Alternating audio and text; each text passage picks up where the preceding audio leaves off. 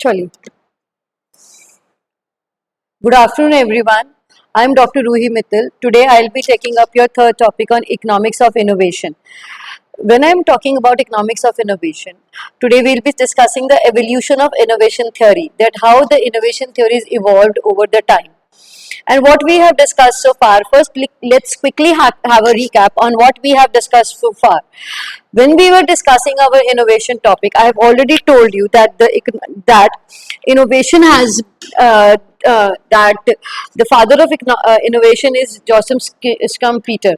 Joseph Schumpeter, and he gave gave two important terms regarding the innovation, that is industrial mutations, that changing the ways industries operate from within, and creative destruction. Creative destruction is characterized as innovation in the manufacturing process that increase the productivity, and describing it as process of industrial mutations. हम क्या करते हैं industrial mutation में, क्या करते हैं हम लोग कि जो भी कोई इंडस्ट्री ऑपरेट कर रही है, हम उसके प्रोसेस को अंदर तक चेंज कर देते हैं। और म्यूटेशन इंडस्ट्री है, और म्यूटेशन है कि किसी भी चीज को अंदर से उसका डीएनए चेंज कर देना और उसको टोटली रिवैम्प करके नए तरीके से ऑपरेट करना, उसको शुरू कर देना। तो इसी तरीके से जब हम इंडस्ट्रियल म्यूटेशन दो टर्म्स को कनेक्ट करते हैं तो हम कहते हैं कि हम इंडस्ट्री को अंदर से चेंज करें। और ये इनोवेशन था कि किस तरीके से पहले स्टीम इंजन आते, पहले सामान कैसे लेके जाया जाता था, फिर स्टीम इंजन इंट्रोड्यूस हुए, कार्गो ट्रेन्स बनी उसके बाद। तो उसके बाद धीरे धीरे धीरे धीरे चीजें चेंज हुई। लाइट कैसे चेंज हुई, पहले फायर से हम लाइट बनाते थे, फिर हमारे पास लैंप्स आए, फिर हमारे पास धीरे धीरे बल्ब्स बनने शुरू हुए, और आज की डेट में हम एलईडी बल्ब्स के ऊपर हो गए हैं। तो ये हमने किसी भी चीज को अंदर से कोर तक चेंज कर दिया है। तो अब इसके बाद हमारे पास नेक्स्ट था क्रिएटिव डिस्ट्रक्शन। अब जो ये क्रिएटिव डिस्ट्रक्शन है, ये क्या कहता है कि किसी भी चीज की अगर आपको प्रोडक्टिविटी इंक्रीज करनी है तो उसकी आपको म्यूटेशन करनी पड़ेगी, उसको अंदर तक चेंज करना पड़ेगा, और नए वाले को खत्म करके एकदम से न्यू वाले को आपको अडॉप्ट करना पड़ेगा, तभी इनोवेशन सक्सेसफुल रहेगी। इसी के साथ हमने डिस्कस किए वेरियस टाइप्स ऑफ इनोवेशन के, प्रोडक्ट इनोवेशन होता है, सर्विस इनोवेशन होता है, प्रोसेस इनोवेशन होता है, और मार्केट इनोवेशन होता है।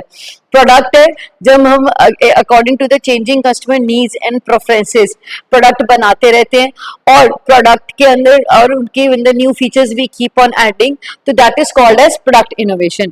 प्रोसेस है जो प्रोडक्ट बनाने का तरीका है, उसके अंदर जब हम चेंजेस लाते हैं तो that is called as process innovation, ताकि जो हमारी कॉस्ट ऑफ प्रोडक्शन है वो कम होती चली जाए, प्रोडक्टिविटी बढ़ती चली जाए, मैन पावर हमारे को जो हम मैन पावर यूज कर रहे हैं वो इफेक्टिवली यूज हो। बेटा which class?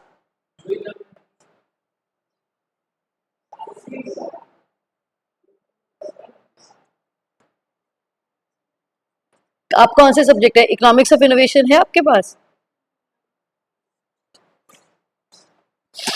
So when I am talking about improved methods process innovation, तो process innovation क्या होता है कि हम प्रोडक्शन टेक्नोलॉजी, प्रोडक्शन मेथड्स को, मैन्युफैक्चरिंग तरीकों को हम एफिशिएंसी और क्वालिटी को इम्प्रूव करने के लिए प्रोसेस को चेंज कर रहे हैं। Then market innovation. Market innovation हमने बात की थी कि हम नई मार्केट्स जहाँ पे हम अपना identification, exploration of new markets और development of new ways to deliver products और services through digital platforms and alternative distribution channels. जब हम मार्केट इनोवेशन की बात कर रहे हैं, अब आज तक हमारे पास कुछ सालों पहले, आज तक थी तो नहीं, कुछ सालों पहले we were all selling products in physical mode, मतलब हम मार्केट शॉप पे गए, प्रोडक्ट खरीदा और घर आ गए। जब उससे पहले धीरे धीरे क्या होने लगा, हम प्रोडक्ट्स अपने घर पे बैठ के ही खरीद सकते थे। कभी हमने सोचा ही नहीं होगा कि आज की डेट में, अब आज की डेट में हम क्लास ऑनलाइन ले पा रहे हैं। This is part of innovation only. बस डिफरेंस क्या है कि आप तक पहुंचने के लिए पहले आप मार्केट जाते थे, प्रोडक्ट को फिजिकली टच करते थे, खरीदते थे। अब क्या हो गया, धीरे धीरे क्या हुआ, प्रोडक्ट मार्केट इनोवेशन आया कि आपके फोन में, लैपटॉप में ही आप प्रोडक्ट खरीद सकते हो। अब और एडवांसमेंट हो गई है, एआई एआर और वर्चुअल वर्ल्ड ही बन गया है, जहां पे अगर आपका मेटा वर्जन होगा, आप कोई क्लोथ खरीदना चाह रहे हो, तो you can even try that cloth online, how it looks on you, how it will give the look and feel. आप कोई हेयर कट करना चाह रहे हो, आप सपोजली आप मेडिकल फील्ड के अंदर देखिए, पहले अगर हम दांत लगवाने जाते थे तो वो तार लगाते थे दांत, और कैसे स्माइल आएगी हमें कुछ भी नहीं पता चलता था। बट आज की डेट में, before going for any tooth और before going for any change in your mouth, आपका वो फेस की फोटो खींचेंगे, फिर उसके ऊपर आपके चेंजेस करेंगे, आपको दिखाएंगे कि आपका जॉ लाइन इस तरीके से दिखेगा, इस तरीके से दिखेगा, और उस हिसाब से भी आप अपने फेस की सेटिंग करा सकते हैं, दांतों की सेटिंग करा सकते हैं। So this is what, this is innovation only, कि हर चीज के अंदर प्रोडक्ट में किस तरीके से काम हो रहा है हम उसको चेंज कर रहे हैं, और साथ के साथ all these things, product, process, market, this leads to what, business innovation, कि business continuously, businesses, offices, revenue generation करने का तरीका, organizational structures, they are going to recreate those things to drive growth and competitiveness. और इसी के साथ हमारे पास थी सर्विस इनोवेशन, कि लोगों की नीड्स को आइडेंटिफाई करके प्रोडक्ट और सर्विसेज बनाना, फिर उनको इम्प्रूव करना और इनोवेटिव सॉल्यूशंस उनको देना। अब नेक्स्ट ये हमारे पास ग्रीन इनोवेशन के सस्टेनेबल प्रोडक्ट्स और सर्विसेज हम बना रहे हैं। अब आज की डेट के अंदर नीड क्या है कि हम फॉसिल फ्यूल्स के ऊपर अपनी डिपेंडेंस कम कर दें। क्यों? क्योंकि वो नॉन रिन्यूएबल रिसोर्सेज हैं। तो उसका सोल्यूशन क्या निकला? इलेक्ट्रिक व्हीकल्स, कि गाड़ी के अंदर पेट्रोल नहीं डलेगा, चार्ज करो और चलाओ। तो दिस इज व्हाट, अब everybody is gradually moving towards electric vehicle, so that carbon footprints can be reduced and we can transform to a more greener economy. We want to have a circular and operational efficiency. Operational efficiency का ये मतलब नहीं है कि simply हमें cost reduction करना है। Operational efficiency का मतलब है हमें 360 डिग्री के ऊपर efficiency करनी है। 360 डिग्री कैसे? कि हमें cost to reduce करनी ही करनी है। At the same time, we want to improve our energy efficiency also, कि जो हम carbon footprint छोड़ रहे हैं environment के ऊपर वो कम हो जाए, हमारी जो consumption है, resources की consumption है वो कम हो जाए, हम environment के ऊपर मिनिमम इम्पैक्ट डालें, पोल्यूशन कम करें हम। अब आजकल हमारे पास एक नया एजेंडा भी तो है सबके पास, के we need to have sustainable innovation. Sustainable innovation कब होगी, सस्टेनेबल ग्रोथ कब होगी? कि जब हम आज रिसोर्सेज बहुत ही स्मार्टली यूटिलाइज कर रहे हैं कि आने वाली जनरेशन को हमारे रिसोर्सेज मिलते रहें। सो next is my disruptive innovation. Disruptive innovation often begins when new market enter into the market and typically with few resources than the industry players, और वो एकदम से आके मार्केट के अंदर बम फोड़ देते हैं, धमाका हो जाता है। कोई नया प्रोडक्ट आया और वो इतनी जल्दी पेनेट्रेट करना शुरू हो जाता है कि वो चेंज कर देते हैं। जैसे कि ऑनलाइन एजुकेशन, अब आज से कुछ भी अगर आप देखें, कोरोना से पहले online education was there, but एकदम से जब कोविड हिट किया, then people have nothing to do, everybody started taking online classes, online reaching on to the students. और उस दौरान डिस्ट्रप्टिव इनोवेशन का मतलब Zoom platform which was there already in the market, it came into being and its growth suddenly disrupted the market, and Zoom became so popular among the people that it helped in solving the problem of the society, that how people can connect with each other. So continuous improvement is there, targets the lower end of the market where established players may not be focusing their efforts. Continuous improvement offering gradually moving up the market and challenging the established players. So इस तरीके से market में disruptive innovation हो रहा है। So next is my evolution of innovation theory. अब innovation theories क्या थी? इनोवेशन थ्योरीज ने क्या किया? They provided a framework for understanding the dynamic nature of economic progress and role of creativity, entrepreneurship and market forces in driving the change. कोई भी हम change चाह रहे हैं तो चेंज किस तरीके से आएगी? चेंज आएगी हमारे थ्री फैक्टर से। कौन से थ्री फैक्टर्स है? क्रिएटिविटी से, इंटरप्रेन्योरशिप से और मार्केट फोर्सेस से। और ये जैसे जैसे ये तीनों चीजें इंटीग्रेट करेंगी, creativity, entrepreneurial capabilities or market forces, when they will integrate with each other,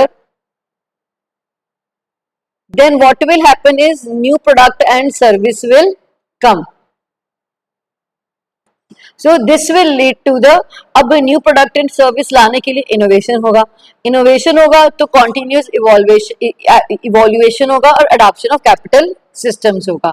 तो इसी के साथ हमारा आज का टॉपिक क्या है, थ्योरीज ऑफ इनोवेशन। जब हम थ्योरीज ऑफ इनोवेशन की बात कर रहे हैं तो हम तीन तीन भाग में इसको भाग बांटते हैं कि इंड्यूस्ड इनोवेशन, एवोल्यूशनरी अप्रोच, कि कैसे कैसे प्रोडक्ट चेंज होता चला गया ओवर द टाइम पीरियड। जैसे आपका कंप्यूटर्स है, पहले हमारे पास बहुत बड़े बड़े कंप्यूटर्स होते थे, दैट इज एवोल्यूशनरी इनोवेशन, कि पहले बहुत बड़े बड़े एक रूम साइज के अंदर कंप्यूटर सिस्टम लगा होता था, धीरे धीरे क्या हुआ, उसका साइज छोटा होता चला गया, छोटा होता चला गया, और आज की डेट में आपके पास एक पाम साइज कंप्यूटर और लैपटॉप भी है। तो this is an evolutionary innovation, कि किस तरीके से एक प्रोडक्ट ने ओवर द टाइम पीरियड, उसके ऊपर सब लोगों ने मिलकर काम किया, उसके फीचर्स, उसकी अपीयरेंस को चेंज करते करते करते उसका साइज ही रिड्यूस कर दिया, और इतना रिड्यूस कर दिया कि आज एक even with the palm small telephone और mobile phone you can do everything. So this is what evolutionary approach. Induced innovation क्या होता है कि the induced innovation suggest innovation is driven by changes in factor prices, market demand and economic incentives. मतलब कि हमारे को innovation की कब जरूरत पड़ी, कि जब एकदम से हमें लगा कि प्राइसेस किसी पर्टिकुलर प्रोडक्ट के इंक्रीज हो गए, तो मैं उसका ऑल्टरनेटिव ढूंढने चली गई, तो मैंने इनोवेट किया कि यार ये नहीं, मेरे को ये मुझे आए अब जैसे वुड है, वुडन फर्नीचर लगता था, तो हमें लगना लगा कि wooden furniture should be, wooden furniture बनाने के लिए पेड़ काटने पड़ेंगे, पेड़ काट रहे हैं तो हमें लगा कि हमारे नेचर के ऊपर बहुत हम हार्म कर रहे हैं। तो पीपल ग्रेजुअली शिफ्टेड, उन्होंने कहा कि पूरा वुड का ना बनाओ, मिक्स बना दो, आयरन यूज कर लो, थोड़ा वुड यूज कर लो, टॉप वुड का बना दो, तो जो कि ज्यादा देर चलेगा भी और आपके एनवायरनमेंट को भी हार्म कम करेगा।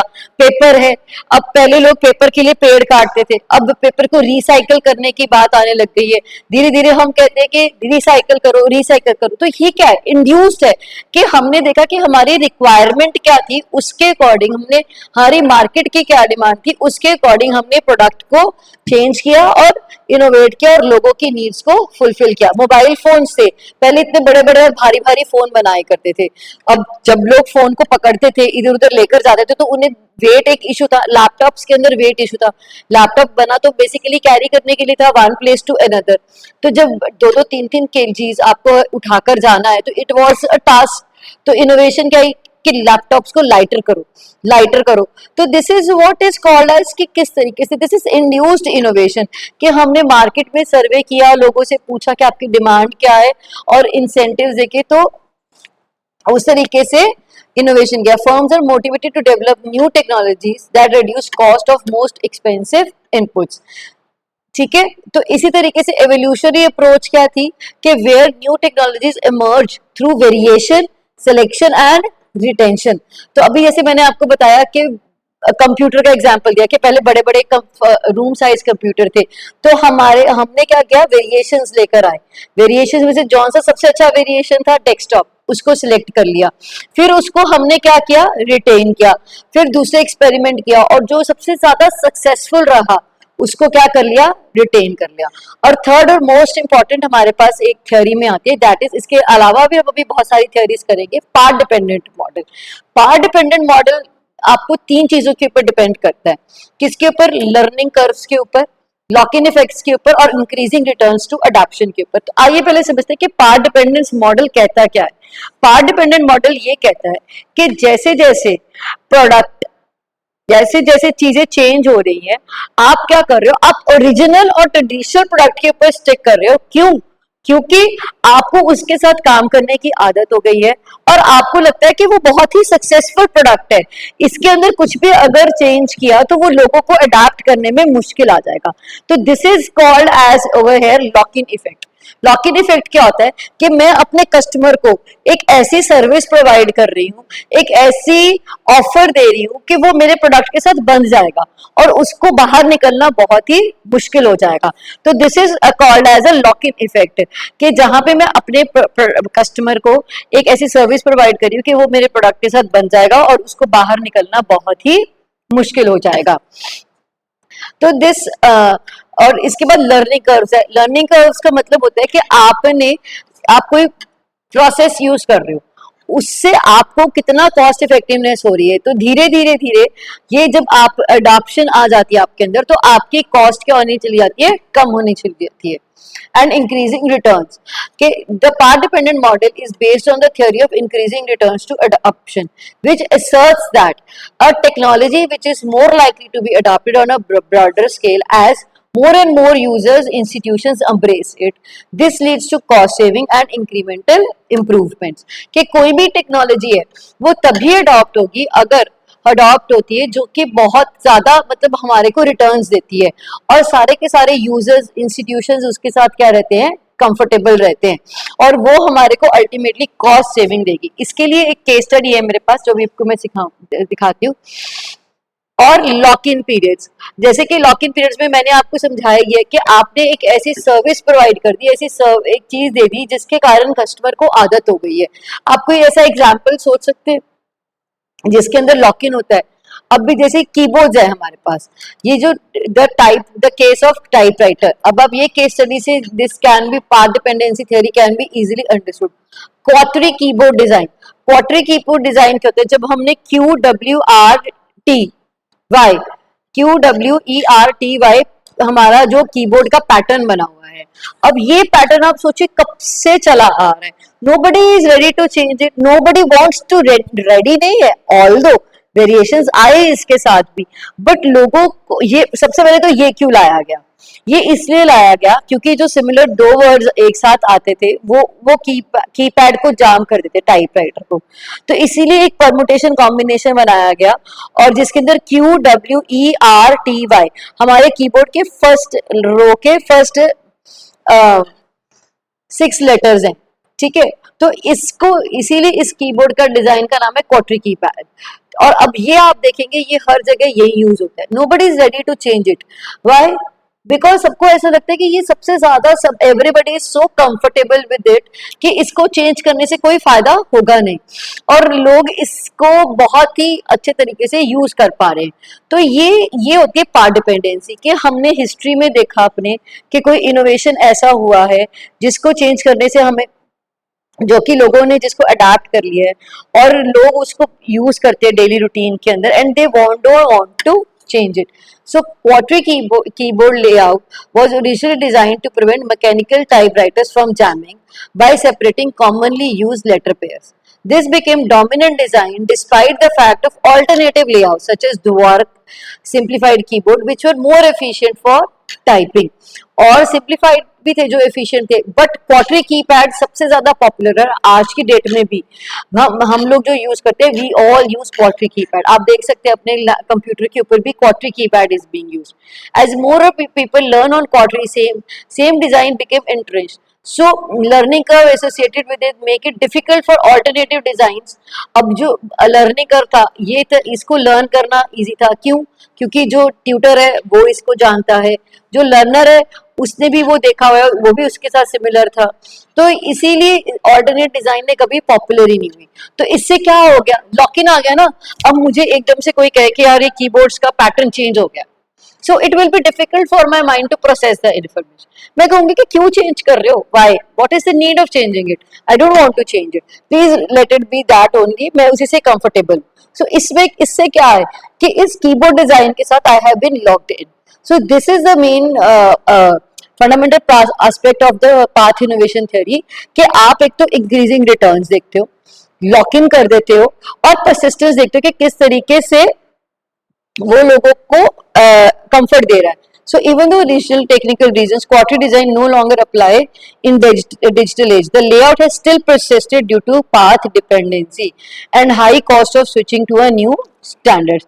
This is how past decisions can constrain the future innovation. कि अब आपके एक पास्ट में एक डिसीजन हुआ था और उसके कारण आपके फ्यूचर इनोवेशंस पे क्या कर दिया, उसने उसको रिस्ट्रिक्ट कर दिया कि nobody is ready to change it. So now overcoming, अब ऐसा तो नहीं है कि एक चीज को आपने अडॉप्ट कर लिया तो उसी के साथ रहोगे, it can even lead to monopoly. तो ओवरकमिंग भी जरूरी है। तो इसके लिए आपके पास सोल्यूशंस आते हैं कि आप अपनी कैपेसिटी, अडॉप्शन कैपेसिटी को इंक्रीज कीजिए, गवर्नमेंट पॉलिसी बनाए, इंटरवीन करे, कलेक्टिव एक्शन लिया जाए और डिस्ट्रप्टिव इनोवेशन हो। So introducing fundamentally new technology or business can disrupt the existing path and overcome the lock-in effects. This often requires overcoming significant momentum and potential rule changes. Second is government interventions. Policy interventions such as subsidies, regulations, or support for emerging technologies can help to break down part-dependent structures and create opportunities for new business innovations to flourish. Collective actions are required, coordinated by multiple stakeholders such as industry groups. आपके public private PPP promote कर सकते हैं, कि public private partnerships promote कर सकते हैं हम, help to overcome the inertia of part dependent system and foster more open innovation. और हम अपनी, obviously we should be more adaptive, we should be adaptive to the changes, developing organization industrial structures that are more flexible and adaptable rather than rigid and part dependent can enable responsive and innovation approaches to technology and market changes. Now, co-evolution of institution and technologies can also help us to reduce part dependency. Mutual adaptation suggests that institution and technologies promote and co-evolve with each other, forming socio-technological regimes that are difficult to change. Mutual adoption होनी चाहिए, institution rules और policies भी ऐसी होनी चाहिए जो कि क्या करें, टेक्नोलॉजिकल चेंजेस को प्रमोट करें। और हमारे को क्या करने की जरूरत है, साथ साथ में चेंजेस को अडॉप्ट करने की भी जरूरत है। ठीक है, तो इसी के साथ साथ क्या हम स्ट्रैटेजीज अडॉप्ट कर सकते हैं, that we should focus on incremental innovation, can favour incremental, that is we should improve the existing technology over the radical innovation, कि बिल्कुल इस प्रोडक्ट को हटाकर नया ले आओ वो मत करो, बट एटलीस्ट इस प्रोडक्ट के अंदर इंप्रूवमेंट लाने की हमें कोशिश हमेशा करते रहने चाहिए। हमें स्ट्रॉन्ग नेटवर्क एस्टैब्लिश करने चाहिए जहां पे हम लोगों को ये रीइंफोर्स कर सकते हैं कि path dependency nature of technology but also create barriers to entry for the competitors, के अगर हम पार्ट डिपेंडेंट हैं, हम पुरानी वाली टेक्नोलॉजी के साथ ही प्यार करते रहेंगे तो ये दूसरे नए बिजनेसेस को आने को हिंडर करेगी और उनको ग्रो करने का नहीं करेगी। ऐसी जो इनोवेशन स्ट्रैटेजी है ये क्या करती है, ये एक हमारे को इनर्शिया देती है, ये हमारे को एक स्लो कर देती है, मतलब overcome the inertia part depend coordinated multiple efforts across multiple stakeholders can overcome the inertia part dependent systems and foster more open and adaptive approaches to innovation. So what are the key takeaways of path? Key takeaways of the path dependency theory is it can lead to technological institutional lock-in, favoring incremental over disruptive innovation, increasing returns to adoption, network effect, learning curves can reinforce the dominance of a particular technology or standard, कि जो part dependency है वो हमारे को incremental innovation तो promote करेगी कि product को इम्प्रूव कर दो, बट टोटली उसको हटाकर नया प्रोडक्ट ले आओ ये नहीं करने देती पार्ट डिपेंडेंसी थ्योरी। ठीक है, हमारा लर्निंग कर्व जो है, क्योंकि लर्निंग कर्व से क्या है कि जैसे मैंने क्वार्टरी कीपैड सीख लिया, अब मुझे कोई भी टेंशन नहीं है, I don't need to switch on, मैं इसी के साथ अपनी आउटपुट को क्या कर सकती हूँ, मैक्सिमाइज कर सकती हूँ। तो ये एक इसका एक पॉजिटिव पॉइंट हो जाता है। अब अगर हमें इसको ओवरकम करना है तो हमारे को गवर्नमेंट इंटरवेंशन की जरूरत है, हमारे को अपने आप को फ्लेक्सिबल करना पड़ेगा, तो इसी तरीके से हम क्या कर सकते हैं, इसको ओवरकम कर सकते हैं। Now next theory is Joseph Schumpeter's theory of innovation. जैसे कि इसके बारे में हमने पहले भी डिस्कस करा है कि स्कम्पीटर ने हमारी जो इनोवेशन के थ्योरीज दी उसने 3 चीजों के बारे में बात की थी कि क्रिएटिव इनोवेशन होनी चाहिए, क्रिएटिव डिस्ट्रक्शन होनी चाहिए, innovation is the key driver, और एंटरप्रेन्योरियल एक्टिविटीज इसको क्या करेगा, प्रमोट करेगा। इनोवेशन कब आएगी, जब हम इंस्टेंटली क्या कर रहे हैं, एक पुराने प्रोडक्ट को डिस्ट्रॉय कर रहे हैं और न्यू प्रोडक्ट को उसके अंदर इंट्रोड्यूस कर रहे हैं। ठीक है, तो ये क्या हो गया, आपका क्रिएटिव डिस्ट्रक्शन हो गया।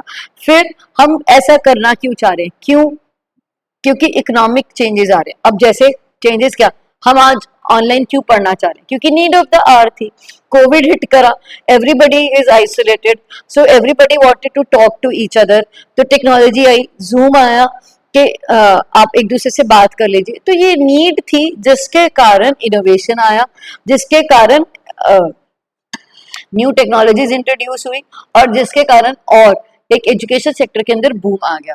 ठीक है, फिर नेक्स्ट क्या था, एंटरप्रेन्योरल। ऑब्वियसली कोई भी इनोवेशन हो रहा होगा तो वो किसके से बैक्ड होगा, एंटरप्रेन्योरल एक्टिविटीज के। ठीक है, जहां पे आपने इनोवेशन लेके आओगे। Next is Schumpeter's focus on market power. Schumpeter ने क्या कहा कि इनोवेशन के साथ क्या होगा, innovation will provide market power, continuous economic evolution and progress. क्यों? क्योंकि अगर आप इनोवेट करोगे, अब जैसे एप्पल इनोवेट कर रहा है, एप्पल सबसे पहले क्या लेकर आया था, मैकिंटॉश कंप्यूटर्स लेकर आया था, कंप्यूटर्स लाया था। कंप्यूटर्स के बाद दे ग्रेजुअली, आईफोन आने से पहले दे लॉन्च्ड आईपॉड्स, जिसके ऊपर गाने सुन सकते थे आप। ठीक है, तो उन्होंने क्या किया, इंटीग्रेटिव इनोवेशन करा। इंटीग्रेटिव इनोवेशन किया, उन्होंने चार चीजें मिलाई, अपना कंप्यूटर का सिस्टम मिलाया, फोन, उन्होंने कहा कि आईपॉड आप फोन के अंदर सुन सकते हो, कैमरा देख सकते हो आप फोन के अंदर, और एक दूसरे लोगों से बात भी कर सकते हो। And they came up with a new product that was called as mobile phone. So this is what, जैसे मोबाइल फोन उन्होंने लॉन्च किया, उनके मार्केट पावर इंक्रीज होगी। क्यों? क्योंकि ये ऐसा प्रोडक्ट था जिससे मैं एक ही चीज से तीन काम कर सक रही थी। एक तो फोटोग्राफ खींच सकती थी किसी की, फोन पे बात कर सकती थी, और गाने भी सुन सकती थी। तो फिर आप क्या चाहोगे, आप एक ऐसा प्रोडक्ट खरीदना चाहोगे ना जिससे आप ये तीनों काम कर सको। तो ultimately what happened, Apple became so popular and gained and increases market share. That is highlighted the role of market power in fostering innovation. He argued that significant market power have resources and motivation to engage in disruptive innovations that can transform industries. और इसी तरीके से gradually जैसे जैसे companies की market power improve होती चली जाती है, तो वो डिस्ट्रप्टिव इनोवेशंस को लाते चले जाते हैं, तो वो इंडस्ट्रीज किस तरीके से ऑपरेट करिए उसको टोटली क्या कर देते हैं, ट्रांसफॉर्म कर देते हैं। अब जैसे और ये कॉन्टिन्यूस इकोनॉमिक एवोल्यूशन, जैसे क्रिएटिव डिस्ट्रक्शन है, ये कॉन्टिन्यूस इकोनॉमिक इवैल्यूएशन का प्रोसेस है कि हम इंस्टेंटली जो पुराने प्रोसेसेस हैं उनको रिप्लेस कर देते हैं नए से, और हम ट्रांसफॉर्मेशन लाते चले जाते हैं। अब आज की डेट के अंदर अगर हम देखें तो हम लोग मार्केट जाते ही जाना कम पसंद करते हैं, हम अपने कपड़े ऑनलाइन खरीदना चाहते हैं। तो ये क्या है, ट्रांसफॉर्मेशन है ना। फॉर्म्स जो है, अब आप पेपर वर्क रिड्यूस होना शुरू हो गया, पेपरलेस होना शुरू हो गया हम लोग। ठीक है, तो ऐसे ही इकोनॉमिक प्रोग्रेस है। Computer believe that creative destruction is essential for economic progress only progress, as it not only enhances the efficiency but also leads to emergence of new industries, opportunities and living standards. But जैसे कि हम बात करते हैं हर चीज के कुछ ना कुछ क्रिटिक्स और कंसिडरेशंस तो रहते ही रहते हैं। नेगेटिव एस्पेक्ट क्या है कि आर्ग्यू दैट थ्योरी में overlook negative aspects of creative destruction such as सबसे बड़ा टेक्नोलॉजी का डिसएडवांटेज क्या है। हम एक तरफ तो बात करते हैं कि हमें इकोनॉमी में जॉब क्रिएट करना है, और एक तरफ कहते हैं कि टेक्नोलॉजी अडॉप्ट कर लो। टेक्नोलॉजी अडॉप्ट करने से अब आज की डेट में लोग क्या करना चाहते हैं, हम तो मशीन लगा दो, रोबोट्स ले आओ। What will happen with machines and robots? Robots will definitely do the work faster, but it will replace human, it will replace human. So इससे क्या होगा, जॉब्स कम हो जाएंगी, तो एक सोसाइटी के अंदर अजीब सा इन्वायरमेंट बन जाएगा कि we don't have jobs.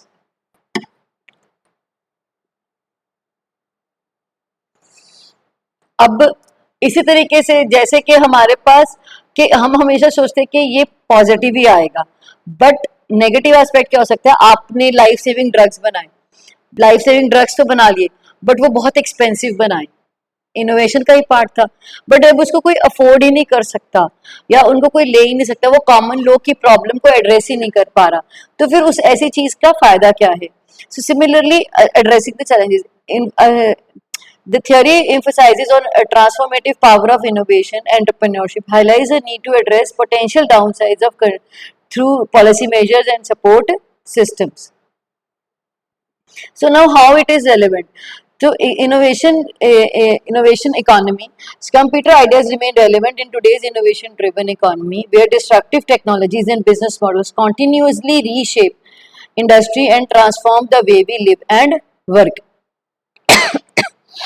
Continuous transformation is required. Schumpeter concept of creative destruction underscores the transformative power of innovation, and it tells us that कि भी जो है ये हमारे को फ्री नहीं, मतलब हमारे को कहते हैं कि continuously you keep on evolving the things, continuously you keep on changing with the demand.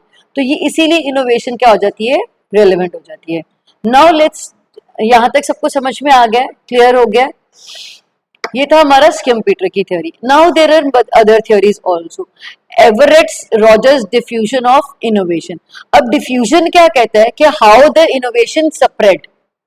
आपने एक प्रोडक्ट लॉन्च किया, ठीक है, और वो कितनी स्पीड से स्प्रेड हो रहा है, that is called as diffusion of innovation. So diffusion of innovation theory was developed by Everett Rogers. Explain how new ideas, products, practices spread and are adopted within a social system over the time period. So diffusion of innovation क्या कहती है कि किस तरीके से कोई भी नया प्रोडक्ट लॉन्च हुआ, आज लॉन्च हुआ है, क्या लोगों ने उसको आज ही खरीदना शुरू कर दिया है, कि कितना उसका लाइफ स्पैन है, प्रोडक्ट है, सर्विस है, लोग कैसे धीरे धीरे धीरे धीरे धीरे वो स्प्रेड होती चली जा रही है लोगों के बीच में ओवर द टाइम पीरियड, और लोग उसको कैसे धीरे धीरे अडाप्ट कर रहे हैं. So this provide valuable insights into dynamics of innovation adoption and factors that influence rate at which innovations are embraced by the members of the society. So how this happens is the communication channels. The fusion process involves communication of innovation through channels over mass media, in interpersonal communication and social networks. आप कैसे इसको spread करोगे, मैंने आपको बताया word of mouth के through ये क्या, और ये इंफॉर्मेशन स्प्रेड होती चली जा रही है.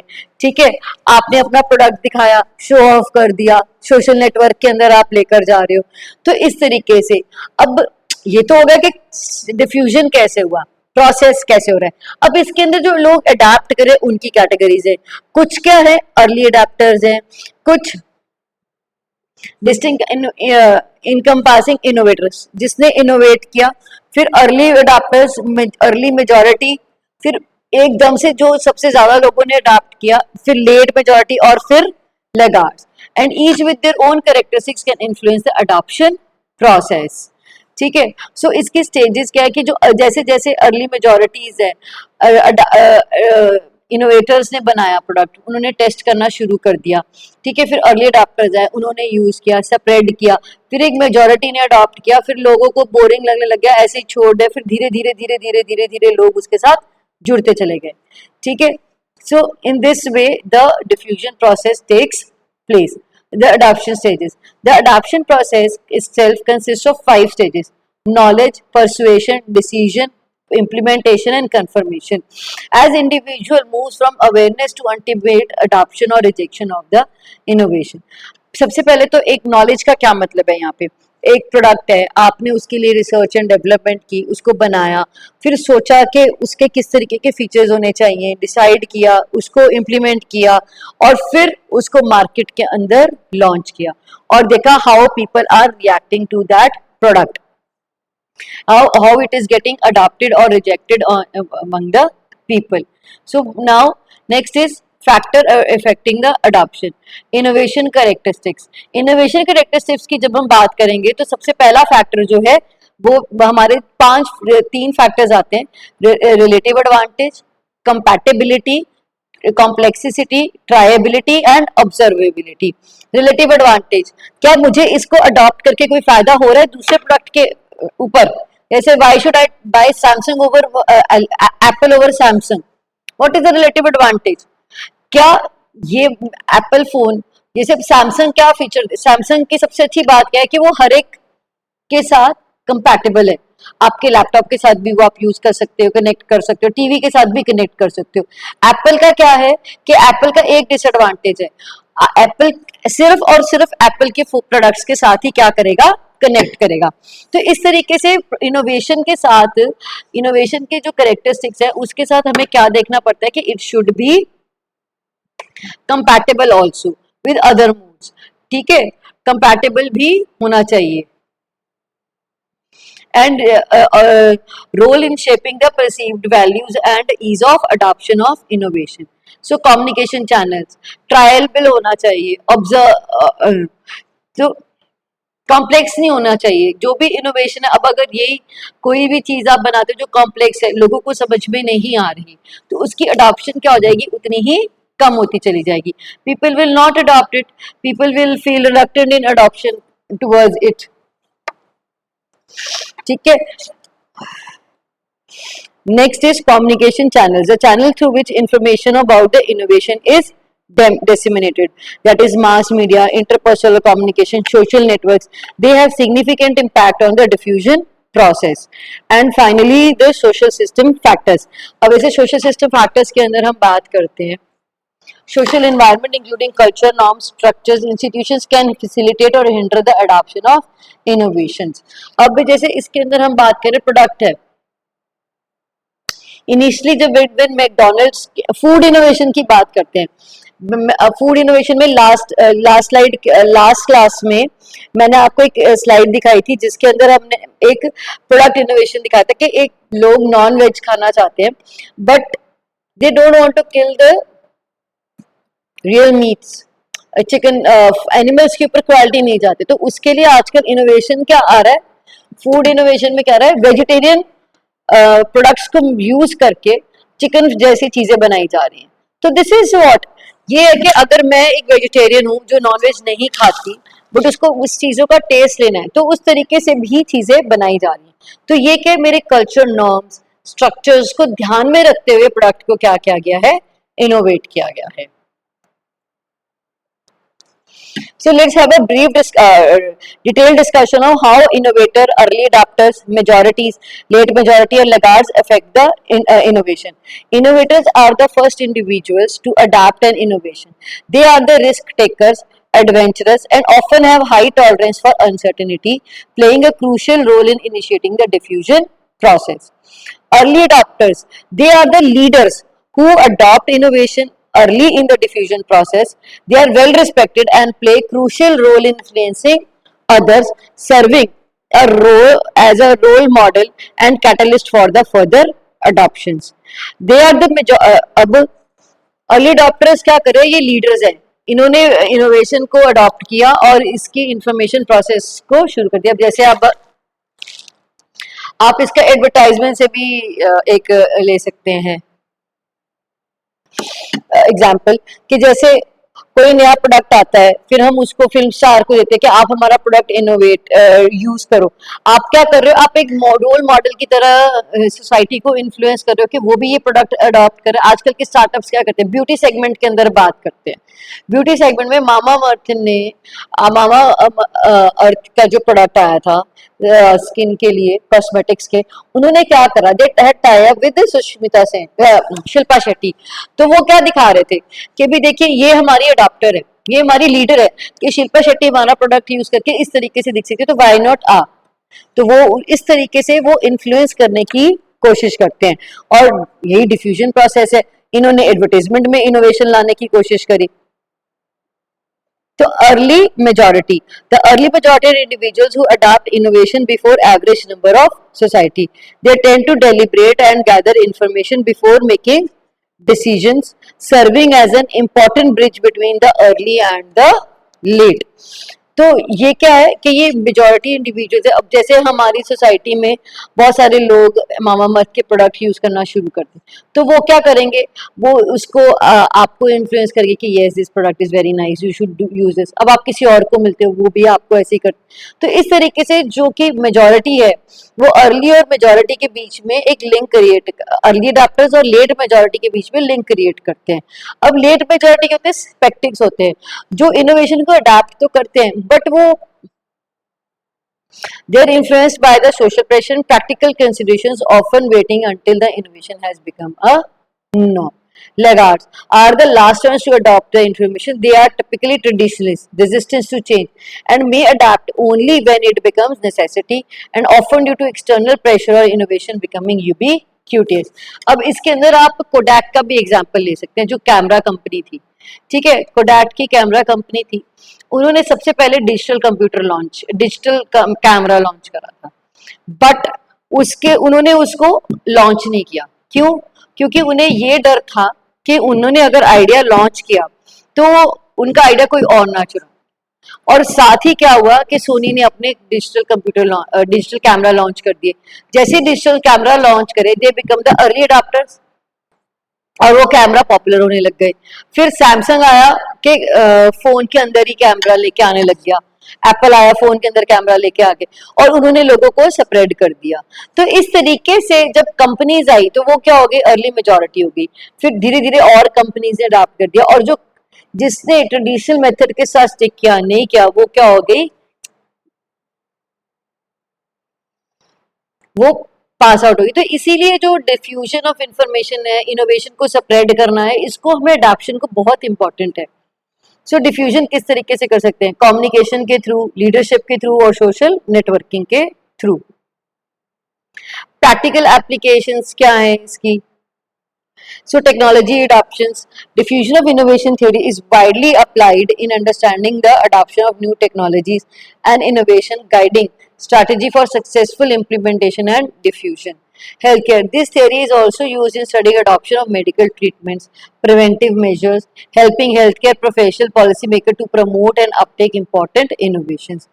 Marketing. Business often leverage the insight from this theory to design effective marketing strategy. देखिए, अभी आपको मैंने जो यहाँ पे लिंक करी थी कि जैसे डिफ्यूजन थ्योरी है, इसको अडॉप्ट किया जाता है इफेक्टिव मार्केटिंग स्ट्रैटेजी के लिए, कि किस तरीके से कंपनीज नए प्रोडक्ट की ग्रोथ को एक्सेलरेट कर सकती हैं, सेल को एक्सेलरेट कर सकती हैं by targeting different adopter category. So now talking about the relevance and impact. This theoretical relevance has profound impact on various academic disciplines, providing comprehensive framework for understanding the dynamics of innovation, adoption and diffusion. Practical implications. The theory's practical applications span a wide range of fields from technology, healthcare, marketing, social change and facilitate successful adoption of innovations. So in short, what does Ever Rogers diffusion theory says? Adoption curve by which new ideas, technologies are adopted by the individuals or organizations over the time. 5 categories of adopters are there: innovator, early adopters, early majority, late majority, and laggards. Then we have communication channels through which this can be spread. इसके बारे में जब हम बात करते हैं तो mass communication, interpersonal networks, leaders are there. Then factor affecting adoption, that is relative advantage क्या है, compatibility है कि नहीं है, complex तो नहीं है, triable है, ठीक है. And understanding these factors can help organization and policy makers to design products which are easy and compatible. So now let's discuss the other theories. The other theory is other two theories are, that is radical and incremental innovation. Radical innovation क्या होता है? इसका मतलब होता है introduction of entirely new product or service or technology that can significantly disrupt existing markets and industries. These innovations often create new markets, opportunities and emergence of new industries. Incremental innovation. Incremental हमेशा याद रखिए, जब भी incremental की बात आ रही है वो आ रही है कि जो आप अपना एग्जिस्टिंग प्रोडक्ट है उसको कैसे बेटर कर रहे हो, रिफाइन कर रहे हो सर्विस को. सो incremental innovation refers to the gradual improvement and refinement of existing product, service or process, while less disruptive than radical innovations. Incremental changes can still contribute to increased efficiency, quality and customer satisfaction. Then we have complementary roles. Both radical and incremental innovation can play complementary roles in the overall innovation ecosystem. Radical innovation lays focus on creating new production opportunities, while incremental innovation helps in improving the competitiveness and drive continuous improvement. So now let's discuss these two theories in detail. Innovation. Radical innovation is about bringing a shift in how product services conceived, produced, delivered, leading to significant departure from the established norms. High disruption. Radical innovation can disrupt the existing market structures, rendering जैसे कि आपका ये जो radical innovation है, अब हमने कहा कि इलेक्ट्रिक व्हीकल्स हम यूज करेंगे, हालांकि इसको बहुत लंबा टाइम लगेगा, बट इंस्टेंटेनियसली हम क्या चाह रहे हैं कि हम पुराने जितने भी हमारे जो भी फ्यूल्स के गैस व्हीकल्स से या पेट्रोल के हमारी कार्स थी उनको हम रिप्लेस करके इलेक्ट्रिक व्हीकल से सब्सिट्यूट कर दें। तो ये क्या है कि ये हमारे एग्जिस्टिंग मार्केट स्ट्रक्चर्स को तो इम्पैक्ट कर ही रहा है, क्यों पर एक सस्टेनेबल इनोवेशन भी कर रहा है, और ये हमारी इंटायर ऑटोमोबाइल इंडस्ट्री को रीशेप करने की यूज कर रहा है कि अब ट्रेडिशनल फॉसिल फ्यूल्स के ऊपर डिपेंड ना करके हम गैस, सीएनजी या फिर हम we should provide electric vehicles to the people, जो कि पोल्यूशन कम करेंगे और non renewable resources of energy को कम यूज करेंगे। इसी तरीके से हम बिजली प्रोड्यूस करने के तरीकों को चेंज करना चाह रहे हैं, हम सोलर एनर्जी के प्रोड्यूस करना चाह रहे हैं ताकि हम इन्वायरमेंट के ऊपर कम हार्म करें। तो रेडिकल इनोवेशन का इम्पैक्ट क्या रहेगा कि ये सडनली मार्केट को डिसरप्ट कर देगी, new opportunities, new entrants clear कर दे लेकर आएगी, और जो एग्जिस्टिंग प्लेयर्स है उनके लिए एक चैलेंज बनेगा ये। Strategic shifts. Company that successfully introduce radical innovation can gain competitive advantage by creating new standards or creating entirely new markets. Next is incremental theory of innovation. जब हम इंक्रीमेंटल थ्योरी ऑफ इनोवेशन की बात कर रहे हैं तो हम क्या बात करें, incremental innovation represents continuous upgradation of existing practices, refining features, addressing specific issues without fundamentally altering the core designs. इसके अंदर हम कोर को नहीं छेड़ रहे, हम क्या कर रहे हैं, उसके आसपास की चीजों को इम्प्रूव कर रहे हैं, बेटर कर रहे हैं, और हम एवोल्यूशनरी चेंजेस लाने की कोशिश कर रहे हैं। लो डिस्ट्रप्शन डज नॉट, ये इंटायरली मार्केट प्लेस को चेंज नहीं करता ये, बट कस्टमर को एक बेटर सर्विस और प्रोडक्ट प्रोवाइड करता है। Can focus on the short term, companies can implement incremental changes relatively quickly by focus on immediate enhancement to the process, products or services. So now talking about the impact, can contribute to gradual evolution of markets, allowing existing players to maintain their positions and respond to the changing customer preferences. Incubator firms can use incremental innovations to stay competitive, enhance their product offerings, and respond to the changing dynamics. Navigating the innovation landscape, so किस तरीके से अब हमें ये innovation landscape को navigate करना, how we have to process through it is that first we must clearly understand that what are the impacts of both radical and incremental. हमें हमें किसी भी नए प्रोडक्ट प्रोसेस को चेंज करने से पहले उसके 360 डिग्री ओवरव्यू और एनालिसिस करना चाहिए, that we want to go for radical innovation और we want to go for merely incremental innovation. What is the need of the hour today, what is the urgency, what is the agency, कि मैं सिर्फ अपने existing system के साथ ही evolve करके इसको better करके रिफाइन करके अपना मार्केट शेयर इंक्रीज कर सकता हूँ, या फिर मुझे इसको चेंज करना पड़ेगा, मुझे नया प्रोडक्ट नए फीचर्स के साथ टोटली लेके आना पड़ेगा।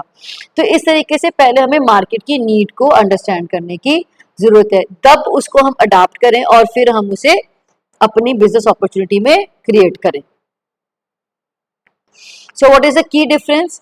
That radical innovation is groundbreaking, transformative changes can significantly depart from established norms, evolving new technologies and novel approaches. Whereas incremental innovation, small gradual improvement on the existing process or products, service building upon established knowledge and technology. So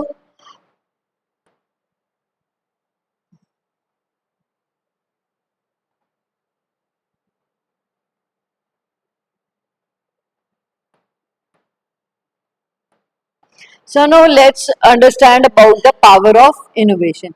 When I'm talking about the power of innovation, innovation is the main driving force behind the today's rapidly changing the landscape.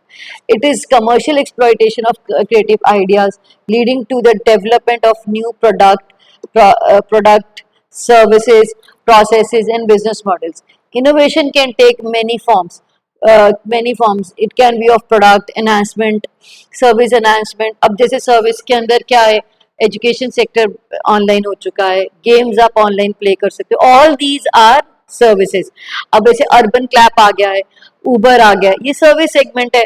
आज से 5 साल पहले हमें कहीं से एक जगह से दूसरी जगह पे जाने के लिए हमें 10 बार सोचना पड़ता था. अब आपको आप अपना फोन उठाते हैं, उबर पे कैब बुक करते हैं और आप चले जाते हैं.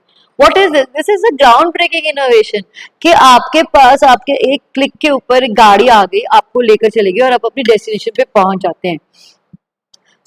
इस तरीके से इसके अंदर इनोवेशन क्या है कि कंप्यूटर के अंदर app system, development of application और उसके ऊपर ड्राइवर पार्टनर्स का जुड़ना. अमेजोन के ऊपर आपको प्रोडक्ट चाहिए, अब ग्रोसरी है, ब्लिंकिट है, ये हर हर रोज आपको नए प्रोडक्ट और सर्विसेज दे रहे हैं. तो इस तरीके से this is called as the this is the power of innovation. By harnessing the power of innovation, companies can gain competitive edge, meet changing customer demands, and unlock new avenues for growth and profitability. So uncovering innovation opportunities, इसके लिए हमें process requirements को understand करने की जरूरत है. As जैसे हमने पहले भी डिस्कस करा था कि क्या हमारे को अपने identifying the areas within existing process that can be streamlined, automated और improved can lead to innovation solutions that can enhance the efficiency and productivity. कोई भी अनफोर्सीन इवेंट है उसको हमें अडाप्ट करना है और पहले से ही उसको प्रिडिक्ट करना है, ठीक है, और मार्केट और इंडस्ट्री शिफ्ट्स को हमने स्टडी करना है. एंड फाइनली जब हम बात कर रहे हैं कि किस तरीके से हम इनोवेशन को और बेटर कर सकते हैं चीज़ों को, तो 3 चीज़ें हैं: नॉलेज, परसेप्शन शिफ्ट और demographic changes. Staying informed about the new technology. We अगर आपको इनोवेशन करना है और उससे बेनिफिट्स रीप करने हैं तो इसका सबसे जो की पॉइंट है ये कैसा है कि आपको अपने आप हर आपके आसपास क्या हो रहा है, क्या क्या नई आपको 24 मतलब 24 आवर्स आपको क्या करना पड़ेगा, रिसर्च करता रहना पड़ेगा. रिसर्च आपको ये क्रिएटिविटी ढूंढनी पड़ेगी, आपको अपडेटेड रहना पड़ेगा कि क्या लेटेस्ट टेक्नोलॉजी है, क्या ब्रेक थ्रूज हैं जो कि आजकल आ रहे हैं, क्या सोल्यूशंस हैं जिससे आप नया प्रोडक्ट और नया प्रोडक्ट क्रिएट कर सकते हो और अपने कॉस्ट को रिड्यूस कर सकते हो, एफिशिएंसी को इम्प्रूव कर सकते हो. किस तरीके से आप अपने ऑर्गेनाइजेशन को मोर आप प्रॉफिटेबल बना सकते हो. Perception shifts, encouraging employees to challenge existing assumptions and explore new perspectives can lead to innovative thinking and identification of novel opportunities. And at the same time आपको क्या करने की जरूरत है, डेमोग्राफिक चेंजेस को भी अंडरस्टैंड करने की जरूरत है कि किस तरीके से अब कस्टमर्स की नीड्स, प्रेफरेंसेस चेंज होती चली जा रही हैं डाइवर्स सेगमेंट के थ्रू, डाइवर्स सेगमेंट्स के अंदर, और आपकी किस तरीके से न्यू इनोवेटिव प्रोडक्ट्स, मॉडल्स और बिजनेस अपॉर्चुनिटीज आ रही हैं. तो इस तरीके से अगर हम धीरे धीरे अपनी नॉलेज बेस, लोगों की परसेप्शन और डेमोग्राफिक चेंजेस को एनालाइज करते रहेंगे तो हम बेटर वर्ल्ड की तरफ मूव करते रहेंगे. बट आज की जो नीड ऑफ द आवर है वो ये है कि जो चेंजेस होनी चाहिए वो सस्टेनेबल भी होने चाहिए, ग्रीन इकोनॉमी की तरफ भी होनी चाहिए और लॉन्ग सस्टेन ये तो, और हमारी सोसाइटी के ऊपर उसके एनवायरमेंटल इम्पैक्ट्स भी क्या होने चाहिए, कम होने चाहिए. क्योंकि हमें एक ऐसी सोसाइटी क्रिएट करना है जहाँ जिसमें आने वाली जनरेशन्स को भी हम बहुत सारी चीजें दे सकें और उनकी वेलफेयर के बारे में भी हमें सोचना है. तो इस तरीके से जब भी हम इनोवेशन की बात करते हैं तो जो इनोवेशन है, आज हमने क्या मतलब आज हमने इनोवेशन जो है वो एक हमेशा डिसरप्टिव होती है कि एकदम से जो नए वो जो कि नए और पुराने तरीकों को डिस्प्लेस करती चली जाती है। तो आज हमने टोटल क्या कर रहा है, we have discussed about part dependency theory. Part dependency theory क्या कहती है, that we are taking learning examples, hints from the products and services which were developed in the past, and people have become so used to them, so adaptive to them, that they are not, that changing them will not give us many benefits.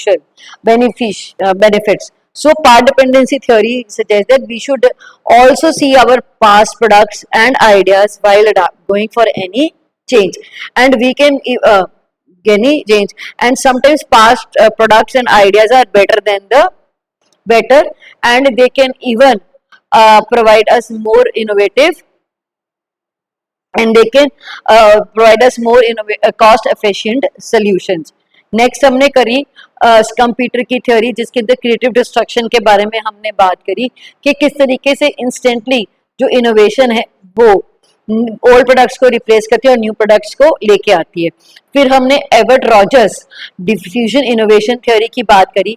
Avert Roger ने कहा कि innovation कितनी speed से spread हो सकती है, तो उसके लिए हमने बात करी थी कि न्यू प्रोडक्ट सर्विसेज को स्प्रेड करने के लिए हमारे पास कम्युनिकेशन चैनल्स होने चाहिए, हमारे पास एक अडाप्टर्स है, इनोवेटर्स हैं, अर्ली अडाप्टर्स हैं, इनोवेटर्स हैं, अर्ली अडाप्टर्स है, अर्ली मेजॉरिटी, लेट मेजॉरिटी और लेगार्ड्स हैं। ठीक है, फिर हमने बात करी रेडिकल और इंक्रीमेंटल इनोवेशन के बारे में कि किस तरीके से रेडिकल इनोवेशन टोटली एक प्रोडक्ट को नए ओल्ड प्रोडक्ट को रिप्लेस करती है और न्यू प्रोडक्ट को लेके आती है। और जब हम इंक्रीमेंटल इनोवेशन की बात करते हैं तो हम कहते हैं कि हम एग्जिस्टिंग प्रोडक्ट को ही बेटर बनाने की कोशिश करेंगे। That's it for today, thank you.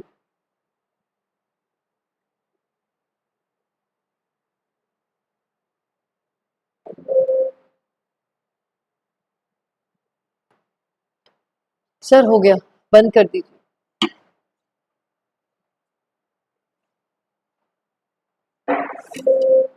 एक सेकेंड, मैं थैंक यू स्लाइड दिखा देती हूँ। हो गया सर, बंद कर।